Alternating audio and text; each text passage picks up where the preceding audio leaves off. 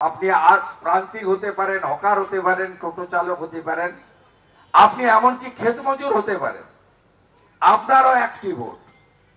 অতএব আলটিমেটলি দিনের শেষে গিয়ে আমাদের সকলের সাংবিধানিক ক্ষমতা কিন্তু এক।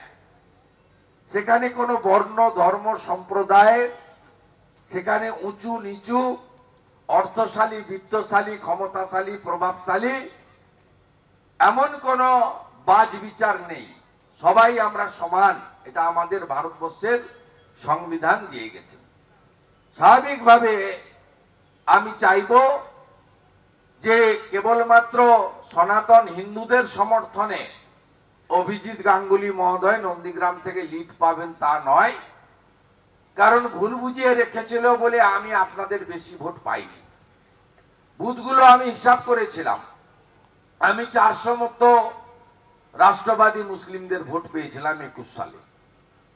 মীনাক্ষী ব্যানার্জি সিপিএম এর প্রার্থী, তিনি নয়নান বুথে লিড করেছিলেন, মুসলিম বুথে, আর তিনি 1200 ভোট পেয়েছিলেন। বাকিটা মমতা বন্দ্যোপাধ্যায় পেয়েছিলেন ভয় দেখিয়ে, গায়ের জোরে এবং মিথ্যা কথা বলে।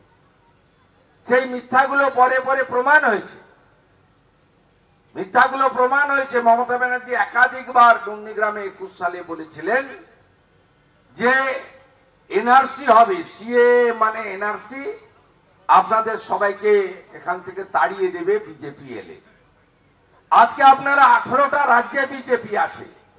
আমাদের এখানকার ছেলেরা যারা দর্জির কাজ করে বা অন্যান্য কাজ করে, তারা সুরাটে, নাগপুরে, পুনেতে ভর্তি।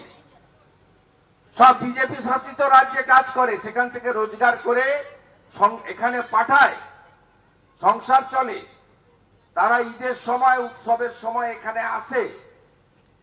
তাদেরকে যদি আপনি জিজ্ঞেস করেন তোমার শিক্ষায় হস্তক্ষেপ করে সেখানকার বিজেপি সরকার, উত্তর হবে না, আমি ভালো আছি, আমি এত খারাপ নেই। তুমি ধর্মচারণ করা, তোমার যে ধর্ম পালন, সেখানে কেউ বাধা দেয়? বলবে না, কেউ বাধা দেয় না। সেখানে কি সাধারণ সংখ্যালঘু মুসলিমদের উপর অত্যাচার হয়? উত্তর আসবে না, অত্যাচার হয় না। সেখানে গুন্ডা দমন করা হয়। সে গুন্ডার নাম শাহজাহান শেখ হতে পারে, আর উত্তম হাজরা হতে পারে, শিবু হাজরা হতে পারে, বা উত্তম সর্দার হতে পারে। নাম দেখে, পদবি দেখে, ধর্ম দেখে হয় না, গুন্ডা গুন্ডাই হয়। আর ভারতীয় জনতা পার্টি যেখানে যেখানে সরকারে আছে, সেখানে গুন্ডা দমন করা আমাদের কাজ। কোন জাত, ধর্ম, সম্প্রদায় দেখে হয় না।